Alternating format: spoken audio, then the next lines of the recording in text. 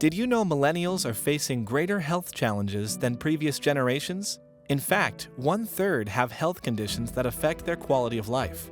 In light of these surprising and alarming trends, we held an unprecedented forum focused on the health of millennials with nearly 500 healthcare professionals, community members, BCBS plan representatives, business leaders, and millennials in Philadelphia. We talked through the issues, shared ideas and perspectives, and discussed how employers can better engage your millennial employees to not only help improve their health, but also the health of your organizations. Leading up to the event, we conducted nationwide listening sessions and surveys, and the 3 key takeaways we discovered were echoed during the forum. First, millennials want quick and convenient ways to access care when they need it. Obviously, the employee or the patient has to be their own advocate. Employers have to buy relevant tools that their employee base will actually use. But at the end of the day, it really does boil down to the experience. How easy is it for me to use it? How do we rebuild the front door to care? How do we make that first step someone takes into the delivery system just feel better to them and use that relationship to guide their journey deeper into the system? And so we've really tried to be intentional about providing all kinds of channels so that people can be comfortable in how they're having their care conversation. There's a lot more of a request for digital care, whether that's telehealth, whether that's patient portals where they can ask questions, get refills, anything that can be done to not take time off work to come in, to get their medications, to get the care they need. So we're just dealing with kind of a more tech-savvy generation. And look, tech makes it nimble, it makes it scalable. I think that's also where millennials come into play. They can help us to design these solutions that are going to work for their generation and the next. Another key takeaway is that millennials are looking for whole-person care that supports their physical and emotional health. I can't operate deeply with a lot of people, but I can operate thinly with a lot of people.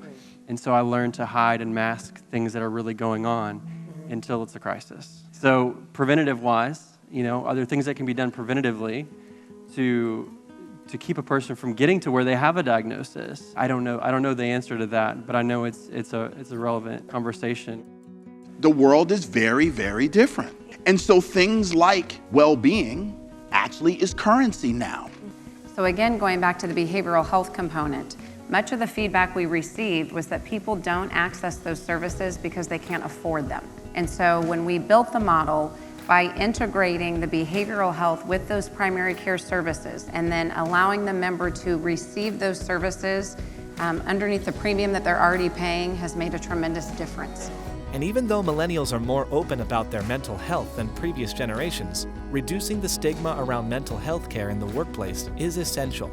And we do that through visibility campaigns that are sponsored by our leadership. We have an annual mental health summit, which has tremendous attendance. We've built behavioral health into our we call it our Rock Health Collective, which is our on-site clinic. We have 2 behavioral psychologists on-site dedicated solely to our team members. And again, that's just for folks who maybe want a little more privacy or just to expand the access a bit. And then we offer virtual behavioral health therapy through our telemedicine provider. Finally, by creating a culture of health, employers can better engage with their millennial employees and improve their workplace experience. I work for a company that's looking out for my health, both emotionally and physically. If my company is taking care of me, then I'm more likely to take care of that company. We used to talk about work-life balance, and that's sort of a lost art. At this point, it's really about workplace flexibility and work-life integration and your ability to get my stuff done.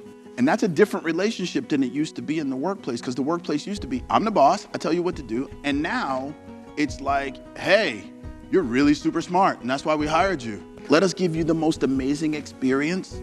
And again, as we look at millennials and the pressures that you all are under and that you face, having a chance to unplug and step away from those devices and really clear your minds, I think it is so important. But if you're going to encourage them not to work late at night or not to work on the weekends, you have to make sure that you're not contributing to that inbox that is making them feel stressed and anxious about responding. After listening to new ideas and gaining new perspectives, it's time we work together to put the millennial generation on a path toward better health.